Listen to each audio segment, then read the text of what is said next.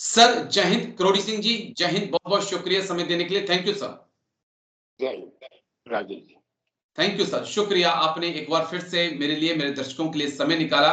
दरअसल प्रधानमंत्री मोदी अमेरिका के दौरे से लौट आए हैं सर, और क्या कुछ अमेरिका में भारत और अमेरिका के बीच डील हुई, उस पर मैं डिटेल से आपके साथ बातचीत करूंगा। लेकिन उससे पहले एक और बड़ी अहम खबर आ रही है सर कि डोनाल्ड ट्रंप 9 मई को रूस आ सकते हैं। व्लादिमीर पुतिन और डोनाल्ड ट्रंप के बीच बातचीत चल रही है और विक्ट्री डे परेड में वो हिस्सा ले सकते हैं। और कई बार ऐसा लग रहा है कि डोनाल्ड ट्रंप एक कोशिश कर रहे हैं कि कैसे ना कैसे रूस को चीन से दूर किया जाए। इस पर आपका पॉइंट ऑफ व्यू लेना चाहूंगा सर। देखिए राजेश जी, जिस आप विक्ट्री डे की बात कर रहे हैं वो अमेरिका और रूस की दोस्ती को भी सिग्निफाई करता है, क्योंकि विक्ट्री डे उस समय का है जब रूस और अमेरिका और दूसरे मित्र राष्ट्र एक साथ जो एक्सिस पावर थे, हिटलर, यूं कहना चाहिए हिटलर के अगेंस्ट में लड़ रहे थे, तो वहां आना बहुत अच्छी बात है। और शायद ट्रंप यही मैसेज देना चाहते हैं कि देखिए रूस और अमेरिका में कभी दुश्मनी रही नहीं, दोनों एक ही पश्चिमी सभ्यता के पार्ट हैं, जो कि ट्रंप का दृष्टिकोण है। और वो ये भी मानते हैं कि रूस है वो यूरोप का पार्ट है, यूरोप से अलग नहीं है। तो ट्रंप बहुत प्रैक्टिकल है, मैंने ये पहले भी कई जी चैनल्स पे कहा है। तो वो रूस को साथ लेके चलना चाहते हैं और अपना जो दृष्टिकोण है दुनिया से मनवाना चाहते हैं, क्योंकि अगर ट्रंप किसी देश पे दबाव बनाता है और रूस और चीन उसके अगेंस्ट में खड़े हो जाते हैं तो एक तरह का ध्रुवीकरण हो जाता है।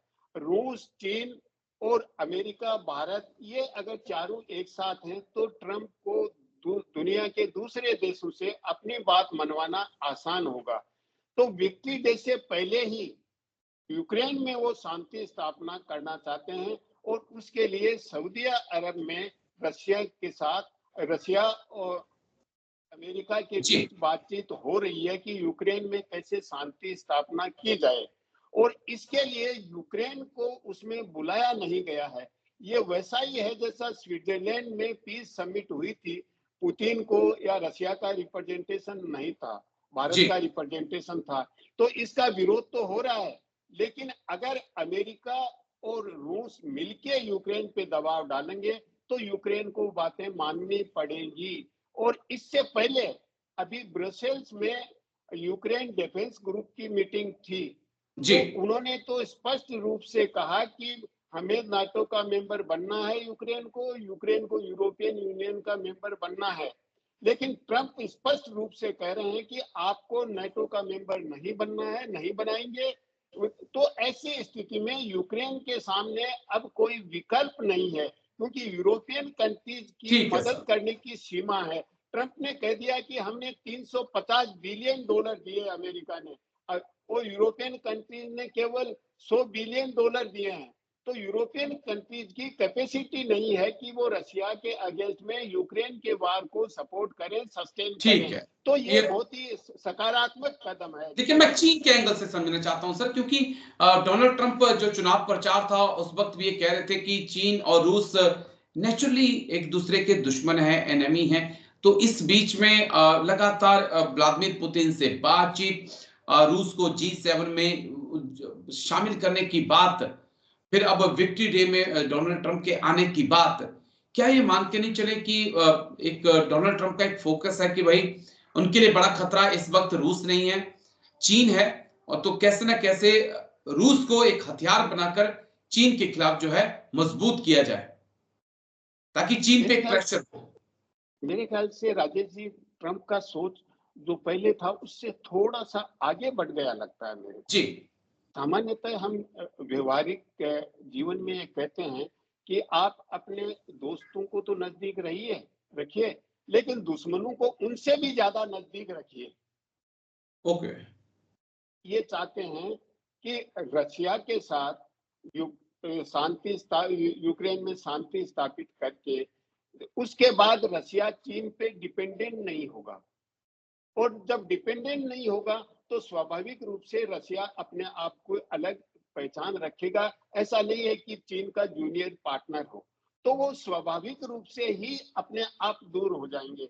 दूसरा, वो भारत को यूज करके और जापान को यूज करके चाइना पे दबाव बनाएंगे कि आप बहुत ज्यादा असर्ट एशिया पैसिफिक रीजन में और एशियन रीजन में दबाव मत बनाओ। और उसके लिए वो ताइवान को लेके भी हो सकता है भविष्य में जी चीन के साथ कोई न कोई समझौता करने का प्रयास करें, क्योंकि ट्रंप केवल रशिया की विजिट नहीं करेंगे, मुझे पूरा विश्वास है वो चीन की विजिट भी करेंगे।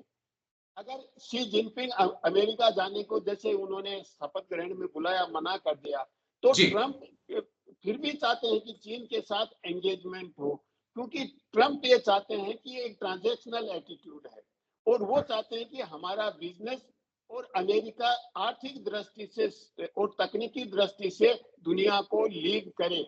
मिलिट्री की दृष्टि से करे या नहीं करे, लेकिन आर्थिक और तकनीकी दृष्टि से करे। और इसके लिए वो चाहेंगे कि मैन्युफैक्चरिंग है, देखिए ओके भारत, चीन, अमेरिका जैसे बड़े देशों के लिए वहां पे मैन्युफैक्चरिंग होना बहुत जरूरी है। बिना एग्रीकल्चर और मैन्युफैक्चरिंग सेक्टर से बड़े देश महान नहीं बन सकते। तो ठीक है। ट्रंप ये चाहता है कि चीन से कुछ बिजनेस या जो मैन्युफैक्चरर्स हैं, जो विशेष रूप से अमेरिकन मैन्युफैक्चरर्स हैं, वो वापस आ जाए, तो चीन अपने आप कमजोर हो जाएगा।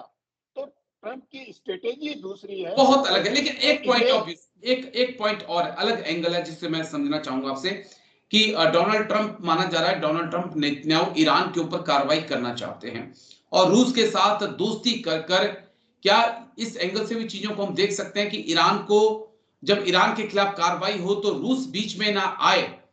डोनाल्ड ट्रंप क्या उस लिहाज से भी सोच रहे हैं?